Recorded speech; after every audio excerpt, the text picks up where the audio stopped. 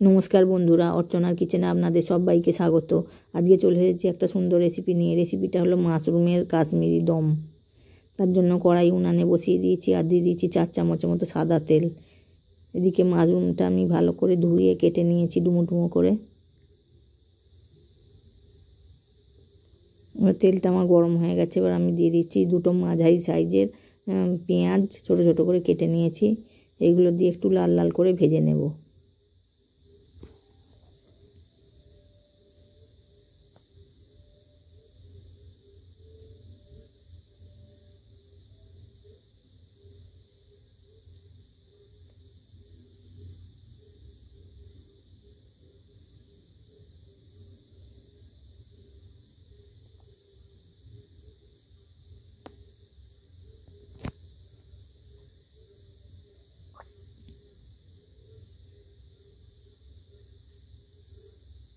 পেঁয়াজগুলো আমার লাল লাল করে ভাজা হয়ে গেছে। এবার আমি দিয়ে দিচ্ছি রসুন বাটা, আদা আর লঙ্কা, কাঁচা লঙ্কা আর জিরে বাটা। এগুলো একসঙ্গে মিশিয়ে দিয়ে দিলাম 1 চামচের মতো।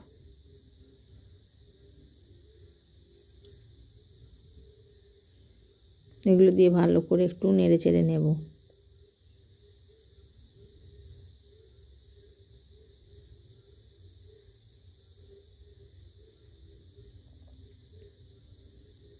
এগুলো একটু ভালো করে ভেজে নেব যাতে আদা রসুনের আর কাঁচা গন্ধটা চলে যায়।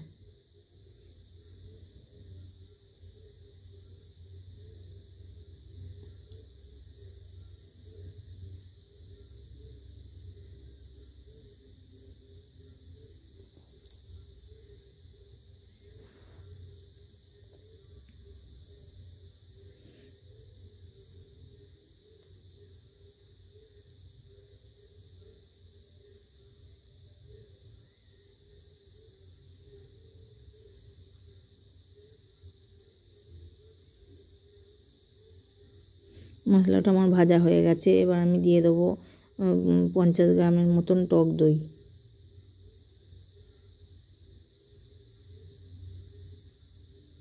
আমি এখানে 1 চামচের মতন সাদা তেল অ্যাড করলাম। আর এই টমেটো পিউরিটা আগে দিয়ে দেব।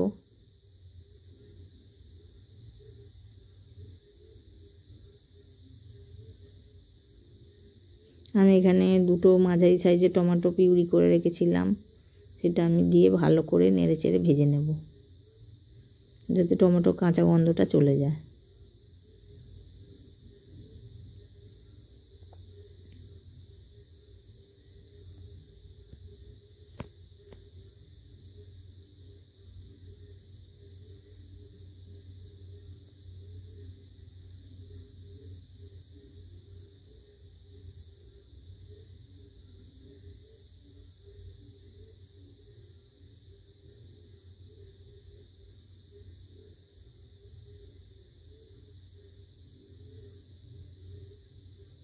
মশলাটা আমার ভালো করে কষানো হয়ে গেছে। এবার আমি দিয়ে দেবো 50 গ্রামের মতো টক দই। এই সময় আমি গ্যাসের আঁচটা একটু কমিয়ে দেব, নাহলে দইটা ফেটে যেতে পারে।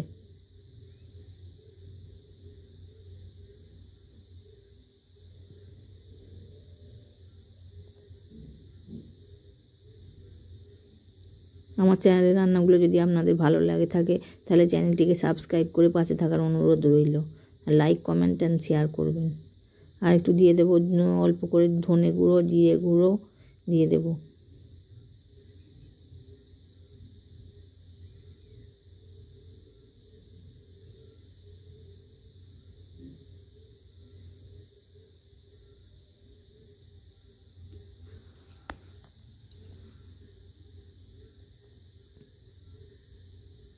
আমি দিয়ে দেবো স্বাদ অনুযায়ী লবণ আর হলুদ, তো হলুদ গুঁড়ো দিয়ে দেবো।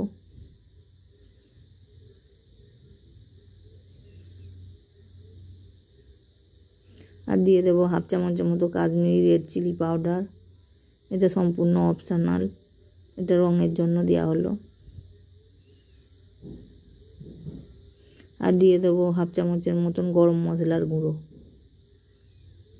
এগুলো দিয়ে একটু ভালো করে নেড়ে চেড়ে কষিয়ে নেব।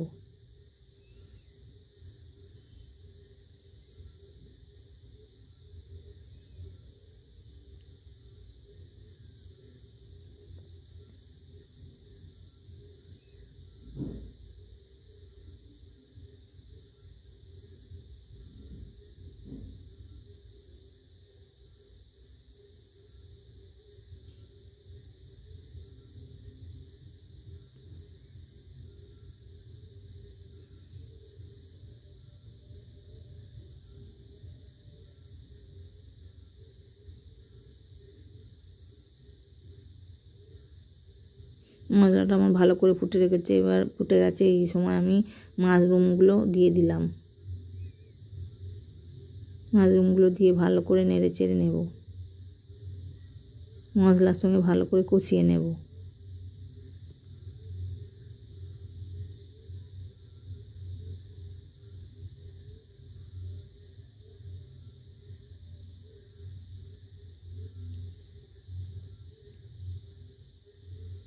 আমি গ্যাসের আঁচটা মাঝারিতে করে আমি 5 মিনিটের মতন ঢাকা দিয়ে দিলাম। 5 মিনিট পর আমি ঢাকা খুলে দেখছি মাশরুমগুলো সিদ্ধ হয়েছে কিনা। দিয়ে দেবো এই সময় একটু কুচিয়ে রাখা ধনেপাতা।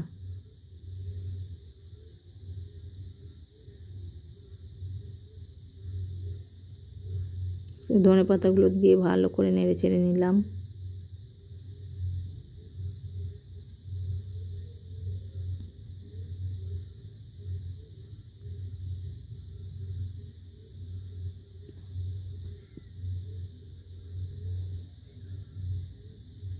আর একটু দিয়ে দেবো কসুরি মেথি।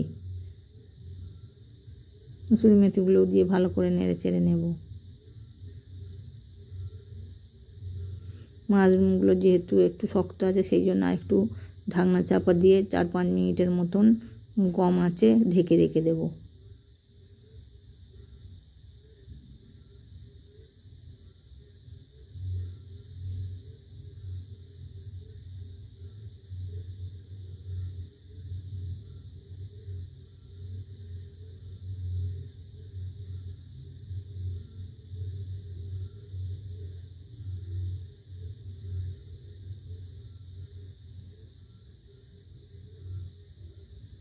যে মাশরুমগুলো একটু শক্ত আছে সেই জন্য একটু ঢেকে ঢেকে রেখে দেবো 4-5 মিনিটের মতো।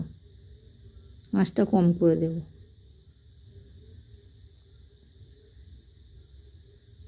এতে করে আমার মাশরুমগুলোও সিদ্ধ হয়ে যাবে আর রান্নাটাও কমপ্লিট হয়ে যাবে। 5 মিনিট পর আমি ঢাকনা চাপা খুলে ভালো করে নেড়ে চেড়ে নেব।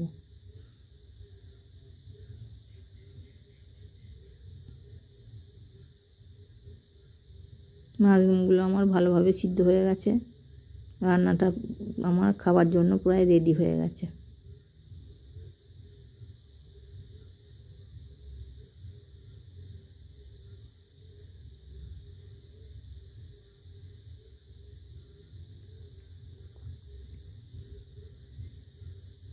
এইভাবে একবার মাশরুম বানিয়ে বাড়িতে খাওয়ার জন্য অনুরোধ রইল। ভাত রুটি লুচির সঙ্গে খেতে খুব সুন্দর লাগে।